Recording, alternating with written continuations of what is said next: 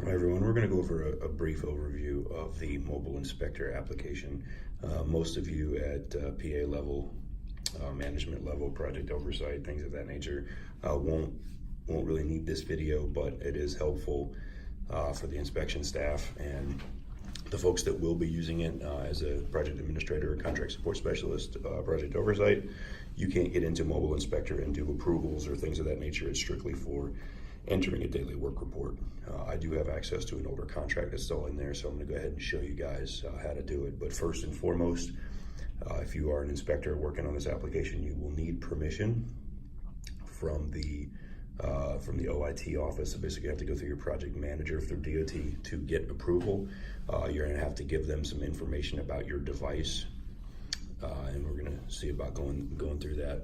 Because you have to give them your device so it is registered to their system. So we're gonna open up the app. This is the app right here on the bottom left. It says Inspector. So if I go to in the bottom left-hand corner, I already have contracts, but if I go to About, I get some information there. If I go, this is my home screen, so I need to find my device. So there it is. I'm sorry, I apologize. There is the information that we're looking for. So 3 rows down, you'll see in this one it says device ID, and it gives you a unique device ID for your device that lets the department folks know that this is yours and you are connected to it, and it gives you authorization to the contract. So over here, you see I have some information of contracts. This is all the same contract, just different information, different times it's been accessed. So we had to open this. And then if you look at here, we have information. So we have items or add report. So we're going to add a report. So we get the details over here. So it automatically goes to today's date. The AM and PM weather conditions are fairly similar. It opens it up. You get this view here. So you get deselect the AM condition. So I can clear the field, kind of like unlike before where you never could go back. You can deselect it. So if I hit that, oops, sorry.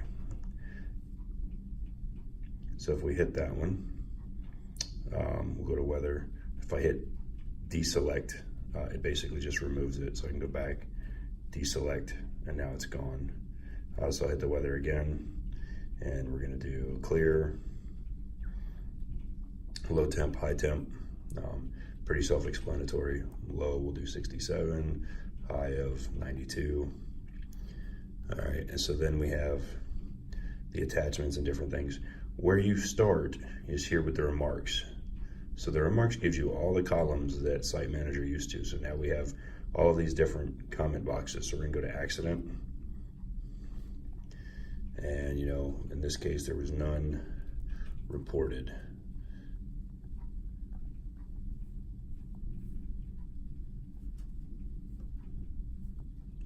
Close it down. So then we're gonna, and there is no saving each box. It automatically is saving as you go. So you're gonna go additional weather description, and then we're gonna take, and you work through this all the way down. So all of these things are still the same. There's no changes here, except you're gonna select a section, and then you're gonna start typing your report.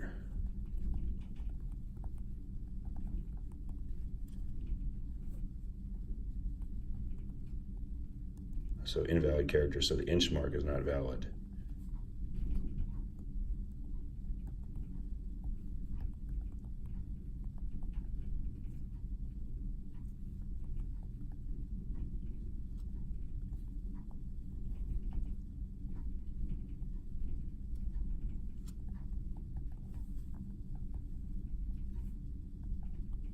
And then you put all your information here. So basically I just typed in the contractor is placing 6 inches of lime rock base and low stabilization between, and then we would continue on from there. So that's how you create all of the information there. So up here, you have an attachment for a photo or an attachment. So we're gonna go to this, which is opening your camera. On the bottom right, we can hit cancel. So if you want to add a photo to your daily live, that's where you're gonna do it. It's hitting from here and close. So you're gonna go to the little picture, and that takes it right to the camera. The other one, the attachment, that's what's going to take you to your photo library. So in this case, we're going to go to camera roll. We're going to open. This is our attachment. And then you can add remarks about the photo.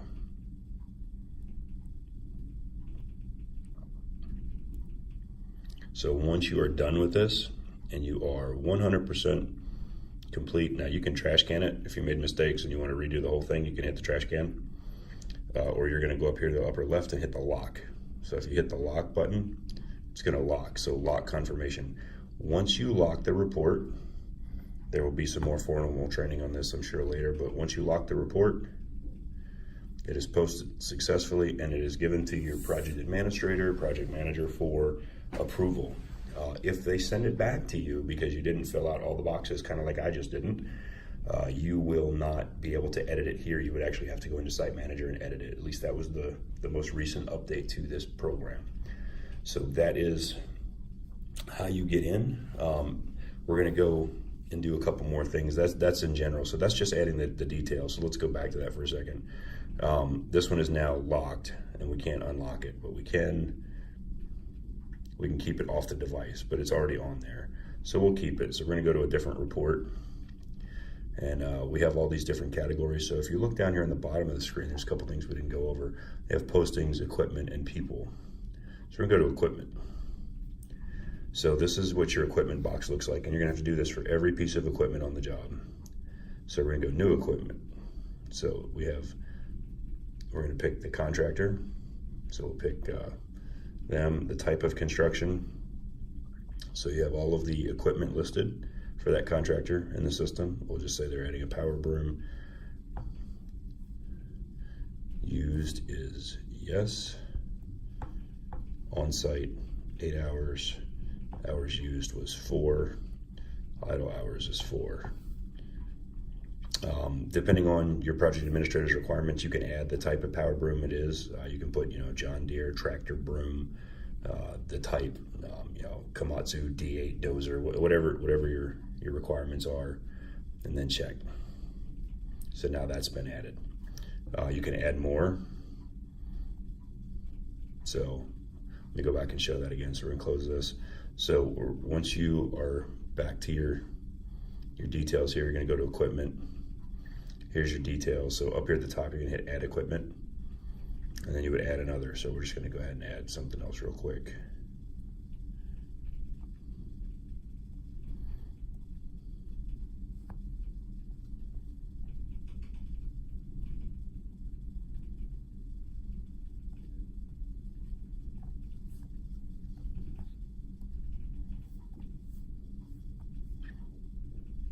So now we have a couple pieces of equipment here.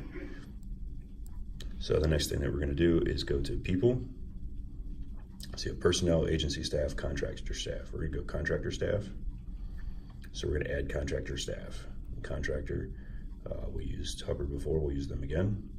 Staff, so you have all these different things that are already in here. So we're gonna do this is management staff, so we're gonna close that.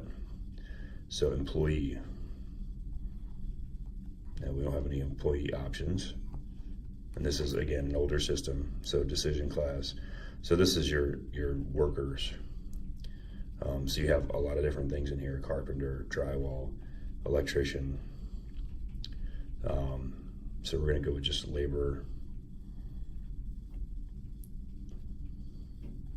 And here, if we had more options, we would put in a supervisor, we would put, foreman day. And then there's no employee. The employee is the actual employee names, apparently. Sorry, it's a difference if it's in the system, but the staff, they only have management staff in here. So these systems will be updated as they go, and you guys will be able to filter it through. But there were 4 of these guys, and a total of, so it's a total hours, so we said 8, so 32. That's it. So, and then you would lock the daily report. You go back to the details of that report, and we would lock it again. You would lock it if you hadn't done it. The way you would do it is do all your daily information, all the equipment, all the people, and then lock it. I don't think this one will let me lock it because it's so old.